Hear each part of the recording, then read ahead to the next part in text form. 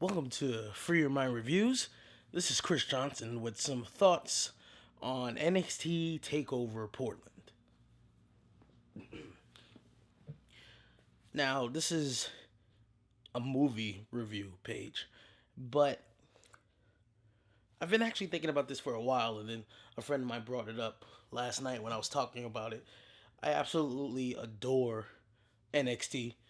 The formerly developmental, but really third and best brand of WWE wrestling.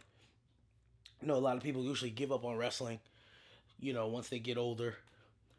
Once the silly stuff starts becoming more apparent, and it's like, all right, I'm too old for this. But wrestling has always been an art form to me since I was little. Once I realized that it wasn't real and that it was written and they were performing, I actually loved it and respected it even more. And since the days of Rock and Austin leaving and you know these newer superstars, ruthless aggression eras, PG eras, reality eras happening after the Attitude Era, but nothing had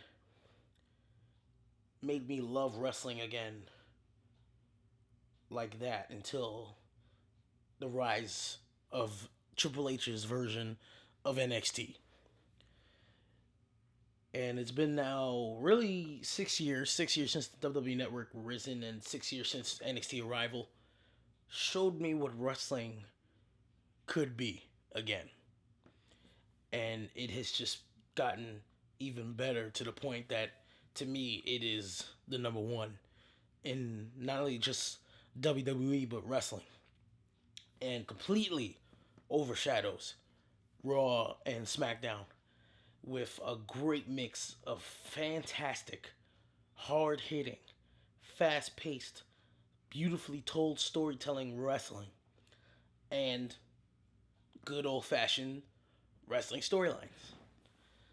And just the freedom that the wrestlers get, and the freedom that you feel, and the connection that you get. I've been to four of takeovers live. I was at Brooklyn 2, Brooklyn 3, Brooklyn 4, and New York. And they are the four best live events I've ever been to in my life. Because wrestling to me was always a perfect combination of athletics, stuff you get from sports, and narrative, stuff I love from movies and television, scripted television shows.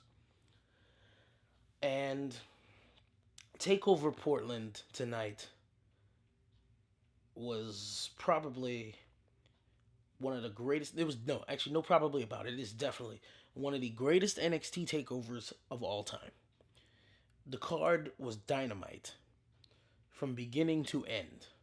From beginning to end. Starting off with Keith Lee, big 6'2" brother who looks like an offensive lineman but moves like a cruiserweight, wrestling his rival Dominic Dijakovic, who's as tall as The Undertaker, but can do Rey Mysterio things. And just to see these guys perfectly blend their strength, their size, their agility and speed, their courage and recklessness and storytelling. Again, absolutely perfect. And then to follow that with a women's street fight, Tegan Knox, Dakota Kai, to see women getting the opportunity on the WWE screen again to be as hard hitting as the men, to be as fierce and intense as the men, really cracking each other with those garbage cans, really pushing each other into the poles, not slowing down just to be as extra careful as possible, but to really make you sell the storyline of the betrayal of her friendship. Intense, physical. Follow that up with a dream match. Finn Balor, arguably the greatest NXT champion of all time, and Johnny Gargano, arguably the greatest face of NXT of all time. Having a match that you didn't really expect, in that it was almost like a Japanese match, where they really sell the idea that these guys hate each other and want to hurt each other, and really put oomph in their strikes. This guy messing up Gargano's leg. Balor's left arm in jeopardy. Them putting really some stink on their moves, making you feel and sell it all. Lovely. Then the women come back. NXT Women's Championship. Rhea Ripley, Bianca Belair, some of the most perfectly believable, athletic, competitors, wrestlers in the business. Getting an opportunity to shine and doing it. Bianca Belair, sister, I'm proud of you.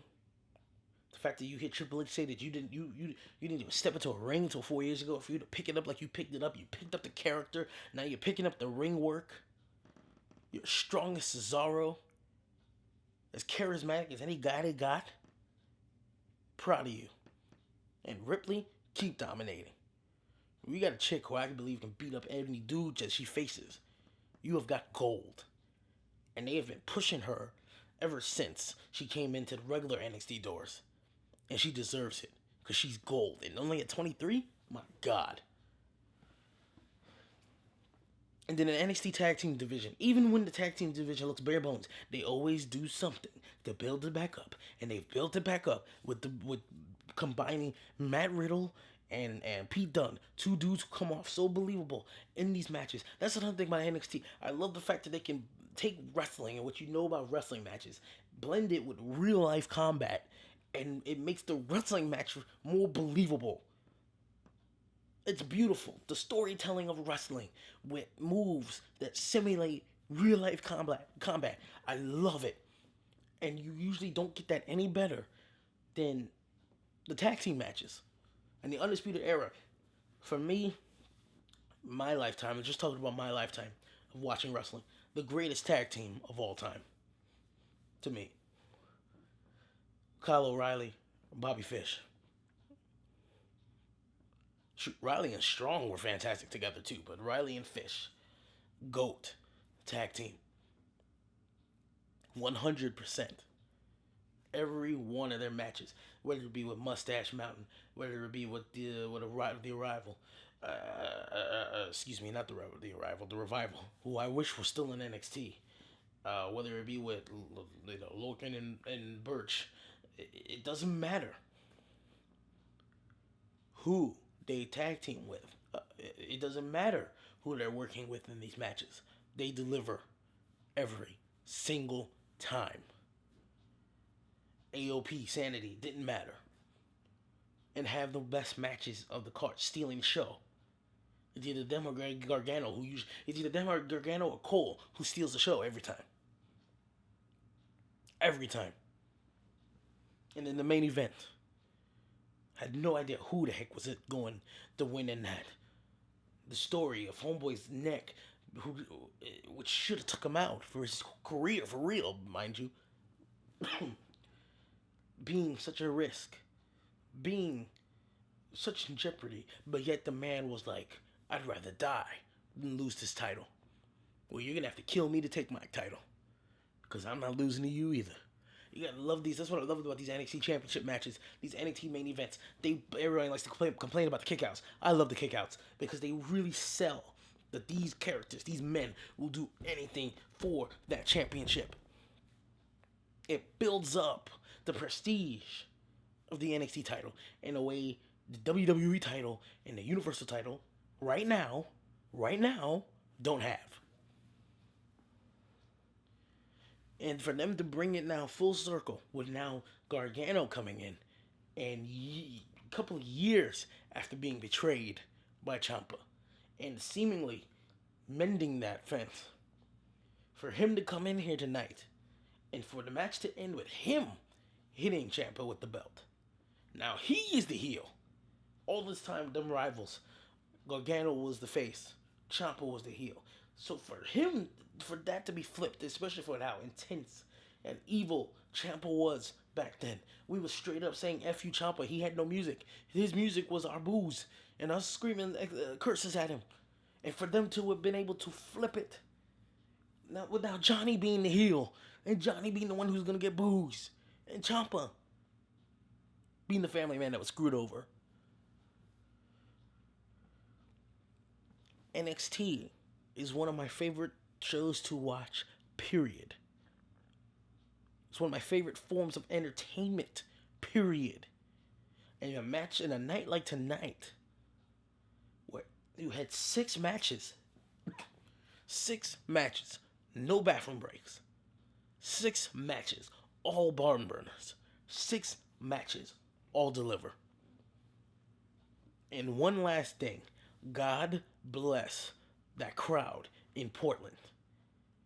You know how many main roster shows you watch that have 6, 7, 8 matches and the crowd is silent for most of the matches? Even from the beginning, sometimes they're sitting on their hands. And yes, you can blame the company. You can blame the writing. Because they stink. But then why are you paying $100 or even 50 or even 20 to not make any noise, to not react, to not be interactive? Because that's what wrestling's all about as a fan. But yet you watch these NXT shows, you go to these NXT shows, which I have, and you are involved, you are active, you are screaming, you are clapping, you are cheering every step of the way. And yes, a lot of that has to do with the show. But you know what? A lot of that has to do with the crowd wanting the show. Period. And Portland was as loud for the first match as they was as loud for the second, the third, the fourth, the fifth, and the sixth. That was an absolute worthy performance. Not just from the wrestlers and not just from the writers and the bookers, but from the crowd itself. And I tell you, I hope to God we get shocked with a New York takeover again this year. I know it was kind of spoiled. We've had one every year since 2015. But there's nothing beats an NXT live to me. But not only do I wish that for us in New York, I hope Portland gets another one. Because Portland, you are NXT. We are NXT.